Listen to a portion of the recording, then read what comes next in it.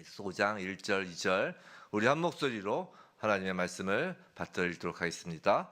그러므로 사랑을 받는 자녀같이 너희는 하나님을 본받는 자가 되고 그리스도께서 너희를 사랑하실 것 같이 너희도 사랑 가운데서 행하라.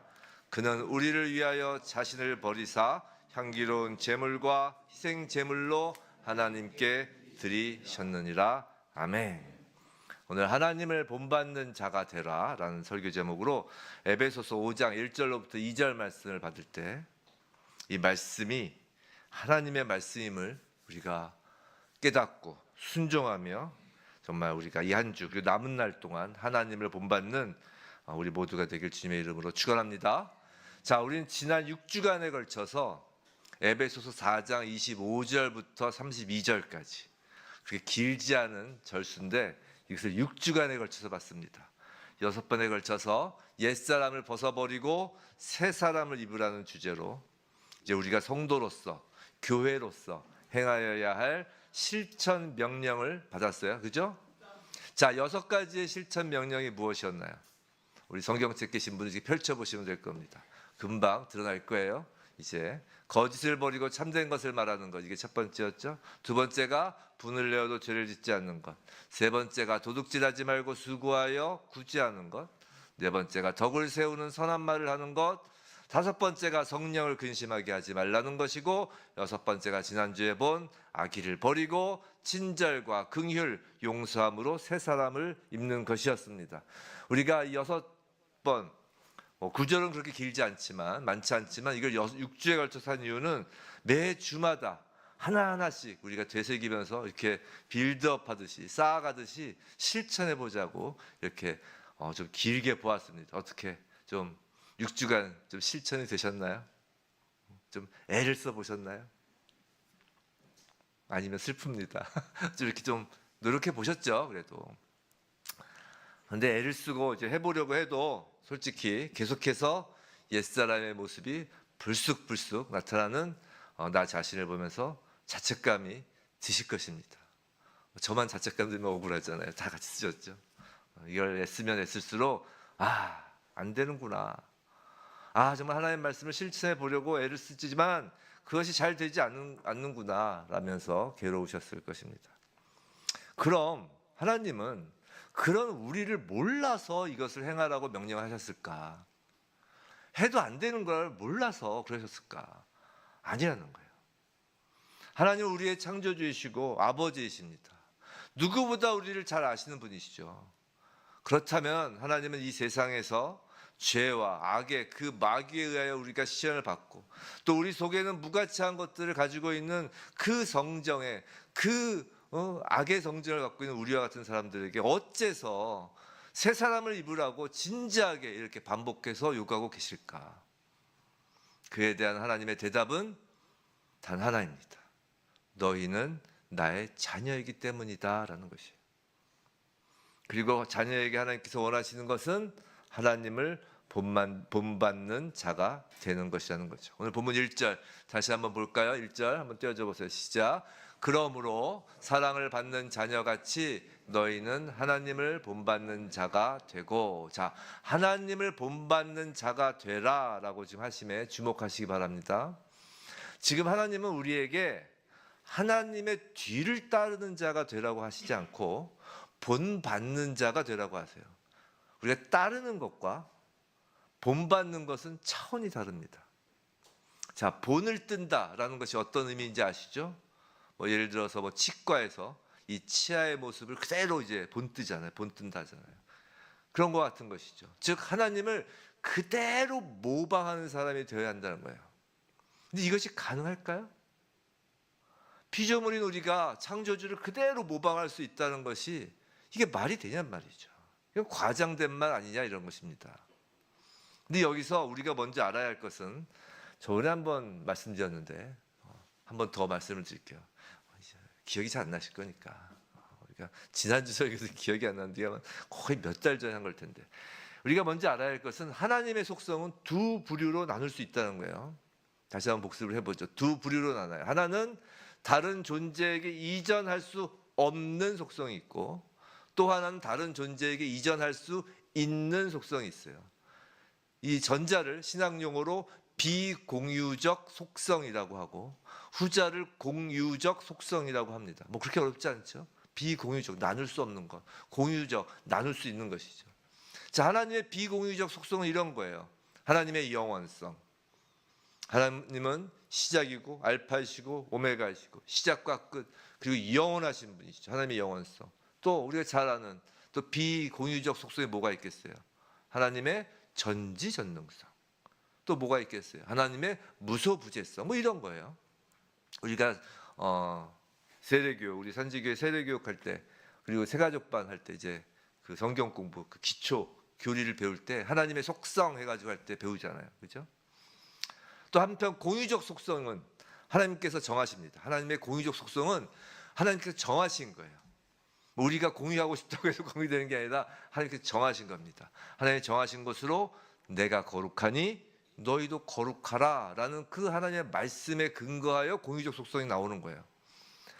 즉 하나님의 사랑, 하나님의 긍휼, 하나님의 오래 참으심과 같은 것, 우리가 익히 잘 알고 있는 성령의 9가지 열매, 사랑과 희락과 화평과 오래 참음과 자비와 양성, 충성, 온유, 절제가 하나님의 공유적 속성이에요. 내가 거룩하니 너희도 거룩하라 라고 하나님께서 정하신 그 결정에 따라 하나님이 나누어 주시는 본받게 되는 속성이라는 것이에요. 하나님을 본받는 자, 하나님을 본뜨는 자가 되라는 것은 바로 이러한 하나님의 공유적 속성들에 관한 것이죠. 자, 그럼 어찌하여 우리는 하나님을 본받는 자가 되어야 할까? 자, 첫 번째로 우리가 본받는 것의 대상을 봤어요. 두 번째, 왜 그럼 우리는 하나님을 본받는 자가 되어야 할까? 그 무엇보다 가장 우선적인 이유는 우리가 하나님의 자녀들이기 때문이라는 거예요. 자, 여기서 우리는 기독교가 세상의 도덕과 본질적인 차이가 있음을 알게 되는 것이에요. 자, 비그리스도인들 중에 어떤 사람들은 아주 올바른 삶을 살아가고 도덕적인 삶을 영위하고 있습니다. 그런 사람들 아시죠? 주변에서 비그리스도인인데도 불구하고 매우 선한 사람들이 있어요. 그들은 자신들의 그 도덕성을 만족하고 그것이 또 매우 높은 차원의 삶이라고 생각합니다. 맞아요. 그들은 매우 높은 차원의 삶을 살고 있어요. 그러나 그들은 옳은 사람, 착한 사람이라 할지라도 하나님의 자녀는 아닌 거예요.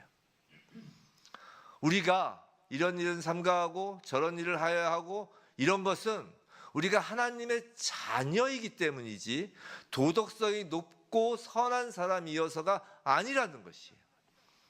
천국에 들어가는 문 앞에서 천국 문을 지키고 있는 천사가 있다면 우리에게 물어보는 것은 너희가 무엇을 했느냐를 물어보지 않고 너희는 누구이냐라는 것을 물어보고 천국에 들여보낸다는 것이에요. 오늘 설교 내용에는 없지만 천국 문을 이야기하니까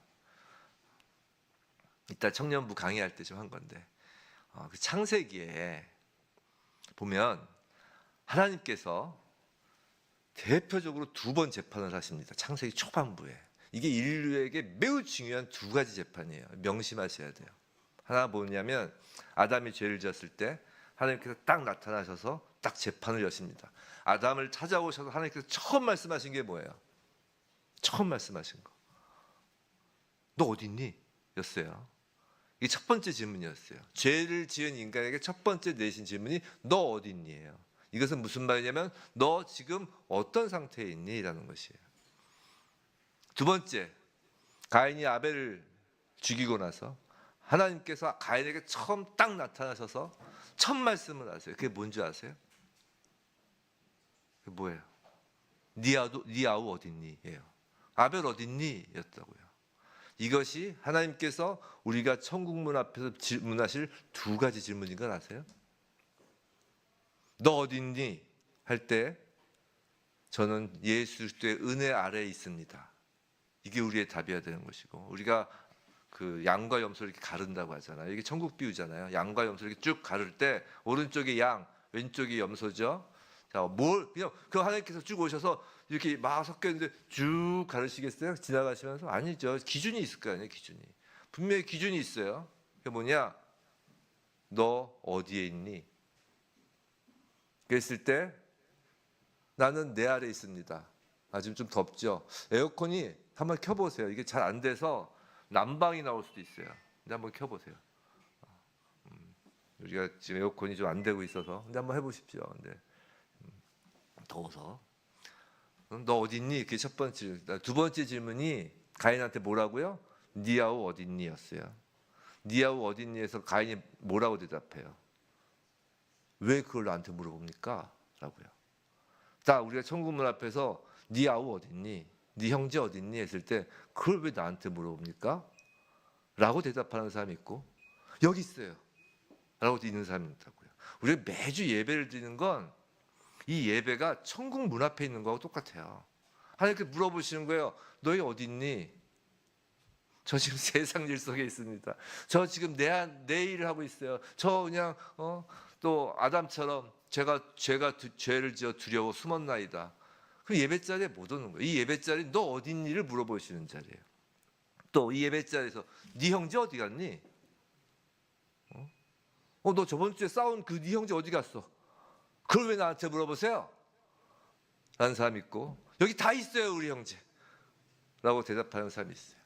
우리의 예배 자리는 바로 천국을 예표하는 자리라고요. 그래서 갑자기 천국 문 얘기하니까 그게 탁 떠올라서 제가 설교문 쓴 건 없는데 말씀을 드렸어요. 오늘 청년부에서 있다가 가인 오늘 얘기할 차례거든요. 강의할 차례. 그때 얘기할 건데 미리 좀 맛을 보였습니다. 청년부들한테. 자, 오직 자녀만 아버지 집에 들어가는 거예요. 착하고 도덕이 높고 선한 사람이라고 들어가는 것이 아닙니다. 그런데 오늘 본문에선 우리를 그냥 하나님의 자녀들이라고 안 해요. 오늘 본문은 명확히 말씀하십니다. 뭐라고 얘기했어요? 사랑을 받는 자녀라고 했다고요. 우린 그냥 자녀가 아니라고요. 성도 여러분, 여러분 아시나요? 만약에 우리가 진실한 그리스도인이라면 우리는 법적인 관계에서 하나님의 자녀일 뿐만 아니라 하나님의 사랑을 받는 자녀임을 아느냐 말이에요. 그냥 자녀가 아니라 사랑을 받는 자녀라는 것이에요. 하나님은 우리의 머리카락 하나라도 다 세신 바 되신다고요. 하나님 몰라서 너 어딨냐고 물어본 게 아니라고요. 하나님 몰라서 가인에게 아벨 어딨냐고 물어본 게 아니라고요. 다 아신다고요. 여러분의 심중을 다 아신다고요. 그는 우리를 또 사랑하신다고요. 그는 우리에게 관심을 가지세요. 우리는 하나님의 마음에 사랑스러운 존재라고요. 하나님은 우리 각자를 개별적으로 깊이 사랑하고 계신 것이에요. 여러분 하나님께서 여러분을 사랑하고 계신 것을 알고 계신가요? 정말 알고 계세요? 만약 정말로 안다면 하나님의 사랑을 받는 우리의 반응은 그럼 어떠해야 할까? 그러니까 우리 삶의 가장 큰 소원이 우리가 하나님을 사랑한다는 것을 보이는 거라고요. 만약 우리가 하나님의 자녀들이라면 우리의 최고의 소원은, 우리가 사랑받는 자녀들이라면 우리의 최고의 소원은 그 아버지를 기쁘게 하고 그에게 즐거움을 드리는 것이 되는 거라고요. 그리고 하나님께서는 자기 자녀들이 하나님 당신을 귀하게 여기는 방식으로 살아가는 것을 보는 것보다 더 기쁨이 없다고 말씀하신다고요. 하나님을 기쁘게 하는 것, 하나님을 귀하게 여기는 방식으로 살아간다는 것은 다름 아닌 하나님과 같이 되려고 하나님을 모방하는 것이라고요.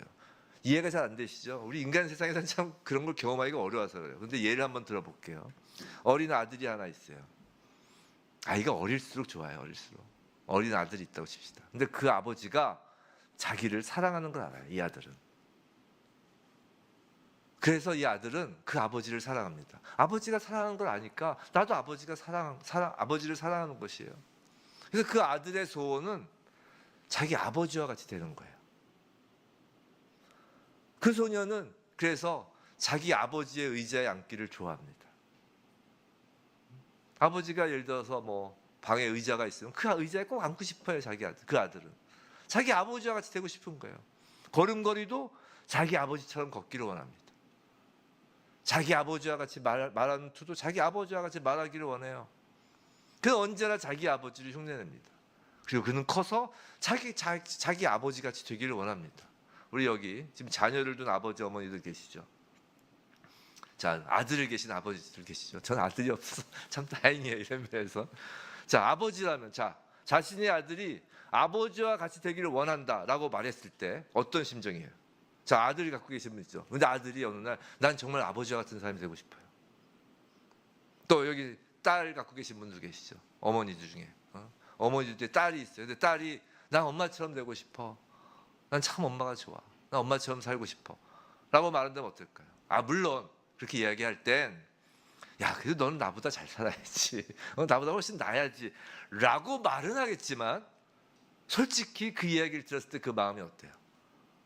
그래도 내가 헛살진 않았구나. 내가 그래도 제대로 살았구나. 솔직히 주변에서 아무리 나를 칭찬하는 소리보다 내 자녀가 난 아버지처럼 되고 싶어. 난 엄마처럼 되고 싶어. 이것보다 더 큰 기쁨이 어디 있겠어요? 그렇지 않겠어요? 뭐 나라에서 무슨 상을 받고 나라에서 무슨 유명한 위인전의 이름이 올라간다 해도 내 자녀가 난 아빠같이 살고 싶지 않아요. 난 아빠같이 될까 봐 정말 싫어. 난 엄마같이 되기 싫어. 이런 이야기를 들으면 그 위인전에 올라가는 사람의 마음이 어떻겠어요? 그게 위인인가요? 자녀가 부모를 닮고 싶다고 이야기할 때, 또 실제 닮으려고 노력하는 모습을 볼 때 부모는 내가 그래도 제대로 살았구나라고 기뻐하는 것이. 부모가 자녀를 사랑하고 자녀는 부모의 그 사랑을 알아 그 부모를 닮고 싶어하는 것이 인간의 본성이며 인간의 일반적인 사랑 중에서도 가장 최고로 나타나는 모습이라고요. 성도 여러분, 자녀는요 부모의 거울이라는 말이 있죠. 맞아요. 사람들은 그 자녀의 모습을 보고 부모를, 그 가정을 판단합니다. 우리가 학교 다닐 때 제일 선생님께 듣기 싫은 말이 뭐예요? 그 벌이 부모 데리고 와 이거잖아요. 네 부모 모시고 와 이거잖아요. 차라리 때리세요 저를. 몇 대라도 맞을 테니까. 이 자녀가 가히 그 가정을 대표하는 것이. 만일 우리가 하나님의 자녀라면 우리는 어느 가정의 일원인가요? 하나님 가정의 일원인 거예요. 우리가 하나님의 가정의 일원이 될 때 문제가 되는 건 내 자신이 무엇을 원하고 무엇을 하고 싶으냐가 문제가 아니라 가족의 명예가 문제가 되는 것이라고요. 생각해 보세요. 우리는 사단의 나라에서 이제 건져져서 하나님의 사랑하시는 아들의 나라로 옮겨된 사람이에요. 하나님의 양자로 받아들여졌다고요. 그냥 세상 나라의 왕의 자녀가 아니라 하나님 나라, 하늘 왕의 하나님의 왕의 가족으로 받아들여진 사람이라고요. 솔직히 세상에 이것보다 더 영광된 자리가 어디 있겠어요? 만일 우리가 그 영광을 인식한다면 우리는 길거리에 나갈 때, 세상에 나갈 때 우리 자신에게 이렇게 말하는 것이에요. 나는 하나님의 자녀이다.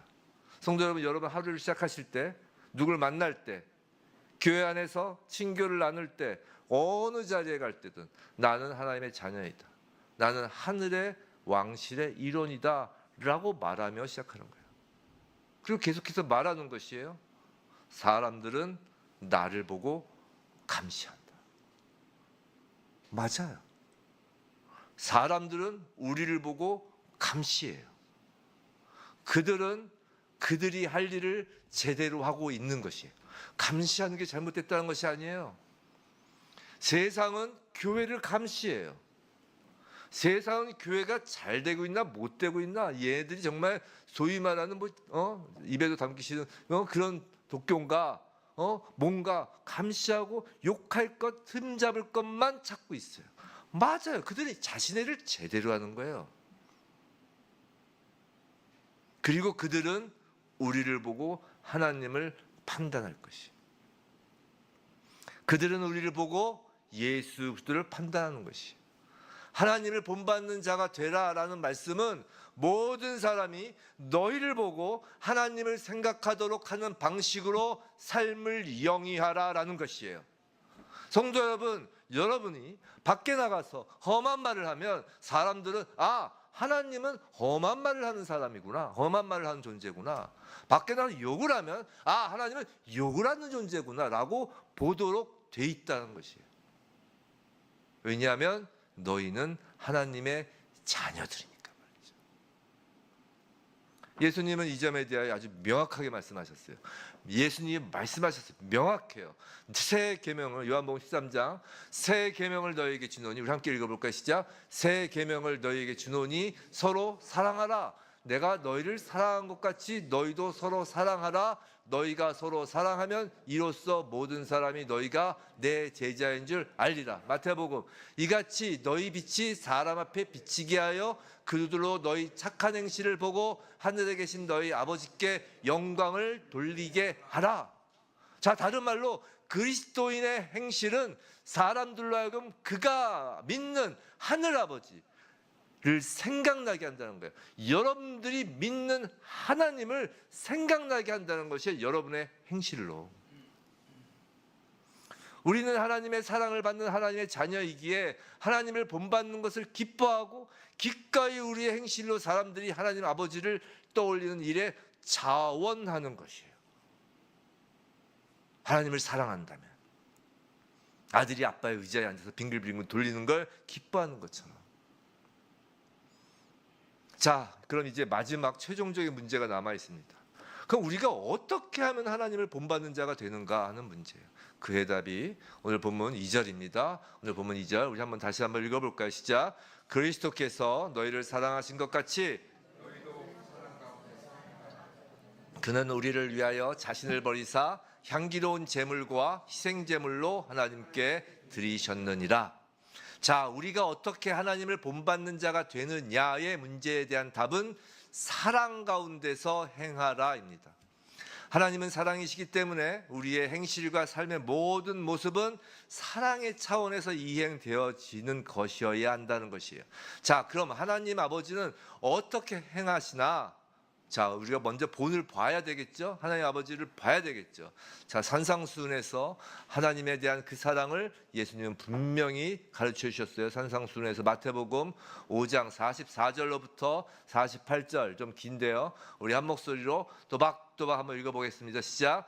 나는 너희에게 이르노니 너희 원수를 사랑하며 너희를 박해하는 자를 위하여 기도하라. 이같이 한즉 하늘에 계신 너희 아버지의 아들이 되리니 이는 하나님이 그 해를 악인과 선인에게 비추시며 비를 의로운 자와 불의한 자에게 내려주심이라. 너희가 너희를 사랑하는 자를 사랑하면 무슨 상이 있으리요? 세리도 이같이 아니하느냐? 또 너희가 너희 형제에게만 무난하면 남보다 더하는 것이 무엇이냐? 이방인들도 이같이 아니하느냐? 그러므로 하늘에 계신 너희 아버지의 온전하심과 같이 너희도 온전하라. 하나님이 그 해를 악인과 선인에게 비추시며 비를 의로운 자와 불의한 자에게 내려주심이라. 이것이 하나님의 행동 방식이라는 거예요. 하나님은 선하고 의로운 사람에게만 하나님의 복락을 국한하지 아니하신다고요. 그는 하나님의 복락을 하나님은 악인과 불의한 자들에게도 주신다고요. 그러면 우리는 어떻게 해야 한다고요? 너희 원수를 사랑하며 너희를 박해하는 자를 위하여 기도하라라고 주님이 말씀하시는 거예요. 성도 여러분, 우리는 하나님의 자녀들로서 하나님을 본받기 위하여 부르심을 받은 사람들이에요. 이 말은 우리가 보통의 방식으로 삶을 영위하여서는 안 된다는 것이에요. 보통의 방식으로는 안 된다는 것이에요. 성도의 삶은 전적으로 달라야 한다는 거예요. 전적으로 다르는데 나쁘게 전적으로 다르면 안 되죠. 요새 뭐 그리스도인이 더 나쁘게 전적으로 다르다고 욕하는데 그건 과장인 것 같고, 그래도 예수 믿는 분들이, 그리스도인들이 그래도 낫다고 저는 믿습니다. 믿습니다. 그래요. 저는 정말 믿습니다. 그래도 다 나아요. 근데 그 나는 정도가 그냥 조금 나고 이게 아니라 전적으로 달라야 한다는 거예요. 우리 주님께서 말씀하셨잖아요. 너희가 너희를 사랑하는 자를 사랑하면 무슨 상이 있으리요? 세리도 이같이 하느니라 라고 말씀하셨다고요. 여러분을 좋아하는 사람만 좋아하면 그건 전적으로 다른 게 아니에요. 특별할 게 없어요. 또한 너희가 너희 형제에게만 무난하면 남보다 더하는 것이 무엇이냐라고 하잖아요. 이방인들도 이같이 한다는 거예요. 세상의 도덕성에는 놀라운 일이 없어요. 하지만 우리 주님은 너희가 다른 사람들보다 더하는 것이 무엇이냐라고 물으시는 거라고요. 여러분들이 더 하는 게 뭐예요? 성도 여러분, 우리가 매우 특별한 사람이 아니고서는 하나님의 자녀일 수가 없는 거예요. 그리스도인들에게는 보통의 일이란 건 없는 것입니다. 왜냐하면 우리는 하나님의 자녀이기 때문이에요. 우리는 다른 이는 아무도 할 수 없는 것들을 행해야 하고 우리의 모든 삶은 특별한 것이어야 한다는 거예요. 주님은 최종적으로 해서 마태복음에서 이렇게 말씀하셔요. 그러므로 하늘에 계신 너희 아버지의 온전하신 것 같이 너희도 온전하라. 그럼 우리는 이렇게 반문합니다. 참 우리는 반문을 잘해요. 그렇지만 말이죠. 하나님과 우리는 엄연히 달라요. 하나님은 하늘에 계시고 우리는 땅에 있잖아요. 어떻게 그런 일이 가능하겠습니까? 맞아요. 우리는 이 죄악에 가득한 세상에 한복판을 걷고 있어요. 우리가 어떻게 이걸 가능하겠어요? 그런데 우리는 이 세상에 살면서 그렇게 행한 한 사람을 알고 있다는 거예요. 우린 못해요 라고 하는데 하나님 그 못해요라는 우리 앞에 그 한 사람을 내려보내시는 거예요. 그는 세상의 한복판에서 살았고 그는 사랑 가운데서 행하였으며 그는 우리를 위해 자신을 주셨다고요. 우리를 위하여 향기로운 제물과 희생제물로 자신을 주셨어요. 그는 자기 피가 흘려지도록 우리에게 자신의 몸을 내어주셨습니다. 자기의 몸이 찢겨지도록 하셨어요. 자기의 원수들이여 은혜를 모르는 죄인들을 위해서 그러한 일을 하신 거라고요. 여러분을 위해서 그런 것을 하신 거라고요. 그리고 그것은 하나님께 향기로운 제물과 희생제물로 연락되었어요. 우리가 많은 형제들 가운데서 맏아들이 되신 주 예수 그리스도를 본받을 때 우리의 그 삶과 행동들 역시 하나님 앞에서 향기로운 제물과 희생제물로 연락되는 것이, 하나님은 그것을 즐거워하시고 하나님 아버지의 마음은 녹아내리는 거예요.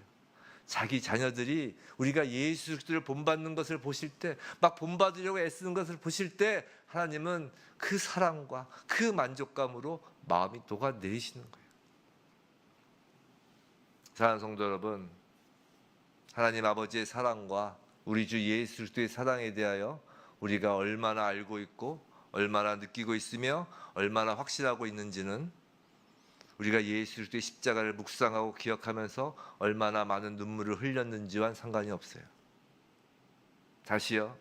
하나님의 사랑과, 성도 여러분, 하나님이 여러분을 사랑하신 걸 믿어요? 믿습니까? 주 예수 그리스도가 여러분을 위하여 대속하여 희생제물로 바쳐진 것을 믿습니까? 그 사랑을 아시나요? 그것을 느끼시나요? 확신하시나요? 그건 우리의 눈물로 측정되는 것이 아니에요. 우리가 또 찬양 부를 때 얼마나 큰 소리로 신나게 울며 찬양하고 있는지로 측정되는 것도 아니에요. 우리가 그 사랑을 알고 느끼고 믿는다는 것은 우리가 우리의 삶에서 그 사랑을 얼마나 나타내느냐로 측정이 되는 것이에요. 거짓말하지 말라는 거예요. 하나님께서. 하나님이 우리를 사랑하시는 것을 우리가 얼마나 알고 있는지는 우리가 찬양을 부를 때도 아니고, 우리가 기도를 할 때도 아니고, 우리가 말씀을 읽을 때도 아니고, 하물며 이렇게 예배에 그럴듯하게 앉아있을 때도 아니고, 언제 나타나는 거냐면 집에서, 거리에서, 식당에서, 어떤 일에 종사할 때 우리가 행한 행동 속에 나타난다는 것이에요.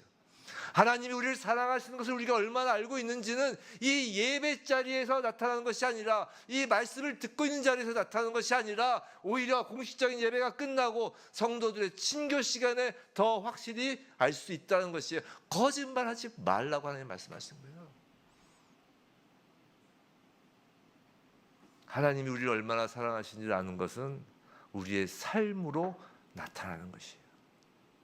우리의 신앙생활로 나타나는 게 아니라는 것이에요. 그건 종교행위가 되는 것이에요. 오늘 하나님은 우리에게 그리스도께서 너희를 사랑하신 것 같이 너희도 사랑 가운데서 행하라 라고 말씀하십니다. 자, 우리가 여기서 생각할 우선적인 것은 그리스도께서 너희를 사랑하신 것 같이, 즉 너희를 생각해요. 우리를 생각해야 돼요. 우리가 그리스도의 사랑을 진정으로 알기 위해서는, 오늘 복음 다시 들으세요. 진정으로 우리가 알기 위해서는 너희, 즉 우리가 누구인지에 대한 인식이 있어야 된다는 거예요. 이게 전제예요. 만일 우리가 나 자신을, 여러분 자신을 그래도 난 좀 선한 사람이야, 그래도 이 정도면 선한 생활을 영위했고 또 많은 선을 행하였고, 실제로 우리 가끔 라떼는 옛날에는 뭐 이런 거 이야기하면서 옛날에 자신이 행한 그 선한 일을 막 이렇게 이야기한 적이 있죠. 여튼 그런 많은 선을 행하였고 막 교회 봉사도 열심히 했고 어떤 사람도 해롭게 한 적이 없다 라고 자신에 대한 정의를 내린다면 아직 우리는 그리스도의 사랑을 알지 못하는 거예요. 일단 우리가 예수 그리스도를 믿어 거듭나기 전에 우리가 어떤 사람이었는지, 어떤 상태였는지를 알아야 돼요. 그 예배소서에서 잘 묘사했잖아요. 뭐 멀리 갈 것도 없이 바로 앞에 4장에서 우리는 그 모습을 보았어요. 이게 우리의 모습이었어요. 자, 내가 이것을 말하며 주 안에서 증언하노니, 자, 우리의 모습을 스스로 보세요. 너희는 이방인이 뭐라고요? 그 마음이 허망한 것을 행함같이 행하지 말라. 우리는 허망한 것을 행했던 자예요. 우리는 총명이 어두워졌던 자예요. 우리는 무지하고 마음이 완고했던 사람들이에요. 하나님의 생명에서 떠나 있었습니다. 감각이 없는 자였어요. 우리를 방탕에 방임하였던 자이고 더러운 것을 욕심으로 행하던 이방인이었다고요. 이것이 우리의 모습이고 그리스도께서는 바로 이런 사람을, 이런 나를 사랑하셨다는 것이에요. 이게 전제되지 않으면 우리는 예수의 사랑을 알 수 없어요. 그런 우리를 위하여 자신을 버리사라고 오늘 본문은 말씀합니다. 자신을 버리사. 이건 그리스도께서 스스로 버리셨다는 것이에요. 단지 자기의 소유를 버리기만 한 것이 아니라 뭐 신격과 신성을 버리신 것뿐만이 아니라 자신, 즉 그 자체, 예수 그리스도 전체를 버리셨다는 것이에요. 없는 거예요. 예수님을 위해서 다 버리셨기 때문에 없어졌다는 것이에요. 존재 자체를 없으셨다는 거예요. 존재 자체를 버리셨다는 것이에요. 예수 그리스도는 자발적이고 능동적이고 적극적으로 의도적으로 자기를 버리셨다는 것이에요. 제물과 희생제물로 하나님께 자신을 드렸다는 것이에요. 제물, 희생제물 같은 말이라고 보셔도 좋습니다. 오늘 그 2절에서 제물과 희생제물로 하나님께 드렸으니 해서 제물, 희생제물 같은 말인데 이것은 구약시대의 짐승제사법이잖아요. 그 의미를 알아야 되죠.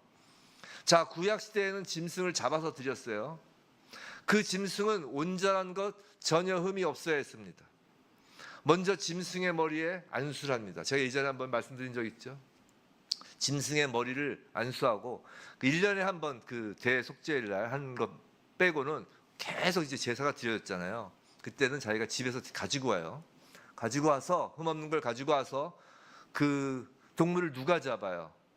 거기 동물 잡는 그 사람들이 따로 전문가도 있는 것 같아요. 아니, 본인이 잡는 거예요. 그럼 그 동물 갖고 온 그 동물 주인이 자기가 안수를 해요.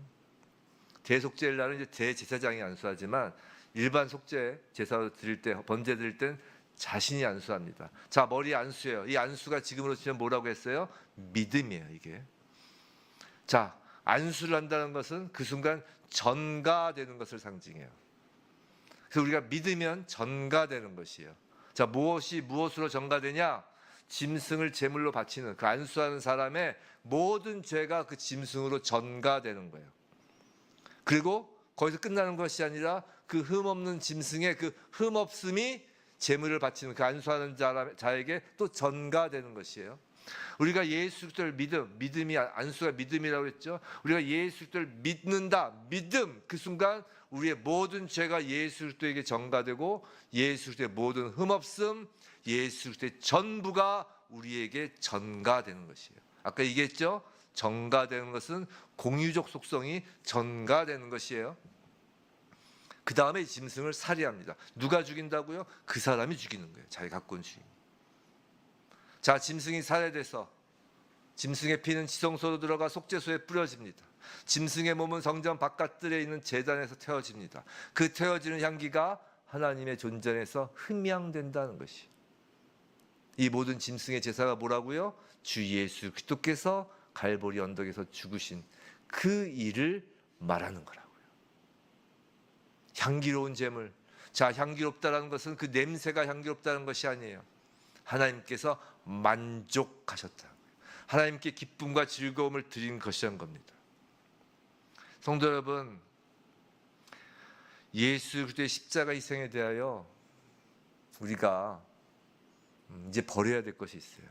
그건 뭐냐면, 우리가 예수 그리스도 딱 떠올리면 막 슬픔에 젖어서 그 고통을 당하신 주님을 얼마나 불쌍해, 주님을 이렇게 불쌍하게 여기는 수준에 머무르지 마시기 바랍니다. 이제 그 정도는 버려야 돼요. 예수님이 말씀하신 거예요. 예수님께서 십자가를 지고 가는 모습에 울고 있는 예루살렘 여인들에게 뭐라고 하셨는지 아세요? 나를 위하여 울지 말고 너희와 너희 자녀들을 위하여 울라라고 하셨다고요.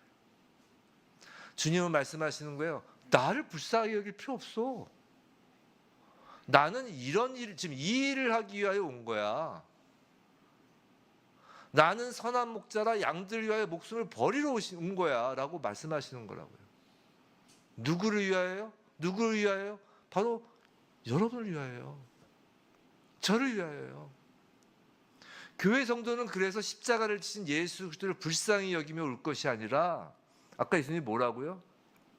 너희를 위하여 울라고 그러잖아요. 그 사랑을 받고도 여전히 연약하여 우리의 십자가, 자기 십자가를 지지 않은 너희들 자신을 보고 슬퍼하며 울라는 것이에요. 나는 지금 내 할 일을 하고 있다는 거예요. 주님은 너희들은 니들 할 일 못하고 있는 너희들을 보고 슬퍼하며 울라는 것이에요. 사랑하는 성도 여러분, 우리는 우리를 향한 하나님의 사랑을 어떤 식으로 알고 있나요? 어떤 식으로 알기를 원하세요? 주님의 사랑을. 솔직히 주님의 사랑을 알고 싶어요. 어떻게 알고 싶으세요? 돈으로 알고 싶잖아요. 솔직히 건강으로 알고 싶잖아요. 아니, 물어보시는 거야. 뭘로 알고 싶으세요, 여러분? 하나님의 사랑을. 우리에게 직장을 주시고, 우리가 원하는 대학에 들어가고, 내가 좀 잘 풀리고, 그걸로 주님의 사랑을 알고 싶잖아요. 근데 하나님의 사랑은 그것이 아니라는 거예요. 성경은 명확하게 말하는 거예요.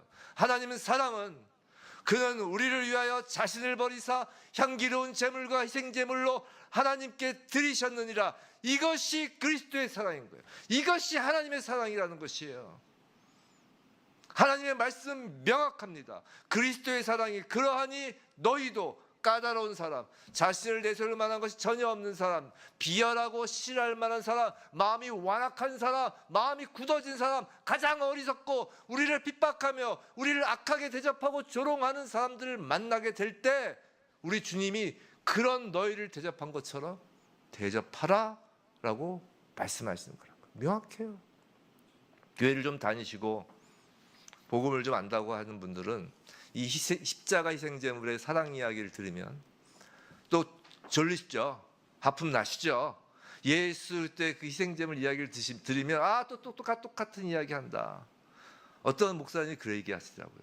설교는 처음부터 끝까지 예수님과 예수 십자가 부활만 이야기만 해도 1년 설교, 평생 설교 충분하다. 전 그 말에 전적으로 동감해요. 이 성경 66권의 전부가 예수 그리스도와 예수의 십자가와 부활에 대한 이야기잖아요. 그렇잖아요. 그런데 예수 그리스도의 십자가, 그 희생제물 이야기를 하면 또 똑같은 이야기 한다. 두리번 졸립다. 그냥 다 아는 이야기야. 같으신가요? 그렇다면 여전히 예수 그리스도를 머리로만 아는 거예요. 머리로만 아니까, 기억이 나니까 따분한 거죠. 아직 가슴까지 내려오지 않은 것입니다. 그런 말이 있어요. 자녀들은 자신들이 자녀를 낳고 키워봐야 부모의 사랑을 알게 된다라는 말이 있어요. 그죠? 우리 자녀를 낳고 키우시는 우리 장년 성도님들, 부모의 사랑을 좀 알지 않겠어요? 알게 되지 않으세요? 저희 요새 자꾸 우리 아버님이 돌아가신 지가, 육신의 아버님이 돌아가신 지가 그래서 거의 한 25년 그 정도 되셨는데 좀 일찍 돌아가셨어요. 근데 그렇게 아버지가 보고 싶더라고요. 그렇게 돌아가신 어머니도 보고 싶은데 혹시 남자라 그런지 아버지가 그렇게 보고 싶어요. 그리고 자녀를 낳아서 키워보니까 확실히 아버지 사랑을 알겠더라고요. 우리 자녀 청년분들, 자식을 안 낳아보신 청년분들, 아직 결혼 안 하고 나중에 우리 어른들한테 얘기하잖아. 너 결혼해서 너하고 똑같은 애 알라고. 부모의 사랑을 알 거라는 것이죠. 자녀를 낳고 키워봐야 부모의 사랑을 알게 된다고 말합니다. 비슷해요. 우리가 그리스도의 삶을 살아보지 않으면 그리스도의 사랑을 알 수 없는 거예요. 이해가 되셨어요? 우리가 그리스도의 삶을 살아보지 않기 때문에 그리스도의 사랑을 모르는 거예요. 그냥 머리로만 아는 거예요. 우리가 부모 되는 법을 우리가 공부한 적 있어요? 머리로 배워본 적이 있어요? 아니잖아요. 살아보니 부모의 사랑을 아는 거잖아요. 마찬가지로 그리스도의 그 사랑을 글로 머리로 안다고 사랑을 아는 게 아니에요. 살아봐야 아는 것이. 만일 일상의 삶 속에서 예수 그리스도의 사랑이 어디에 있는지 알 수 없다면 그건 그리스도가 우리를 사랑하신 것처럼 사랑을 행하지 않고 있기 때문입니다. 우리가 일상의 삶 속에서 예수 그리스도의 사랑이 어디에 있는지 알 수 없다면 말이죠. 성도는 살면서 예수 그리스도의 사랑을 얼마나 느끼며 사세요? 사랑하는 성도 여러분, 우리는 그리스도가 세상에서 삶을 사신 방식대로, 예수 그리스도가 세상에서 사신 그 삶의 방식대로 삶을 살 수 있는 오직 유일한 사람들이에요. 그리스도인이 아닌 사람은 그러한 삶을 영위할 수 없습니다. 우리는 그리스도께서 삶을 영위한 것과 같이 그 삶을 영위하라고 부르심을 받은 사람들이에요. 그리스도인이 된다는 것보다 더한 특권은 없어요. 여러분, 대단한 특권을 가지신 거예요. 하나님과 주 예수 그리스도를 본받는 자가 되라는 것은 엄청난 특권입니다. 얼마나 큰 영예입니까? 얼마나 높은 부르심입니까? 아들이 아버지의 의자에 앉아서 아버지의 모습을 본다는 것이 아들의 기쁨이고 또 그것이 아버지의 기쁨이듯이 아들이 그러고 있으면 얼마나 기뻐요. 아빠가 볼 때 아들의 기쁨이고 그게 아버지의 기쁨이듯이 부디 우리 아버지 되신 하나님, 우리 주님 되신 예수 그리스도를 본받아서 우리 모두가 자기 십자가를 지고 사랑을 행하는 것, 그것이 기쁨이 되는 교회, 그것이 특권이 되는 성도이길 주님의 이름으로 축원합니다.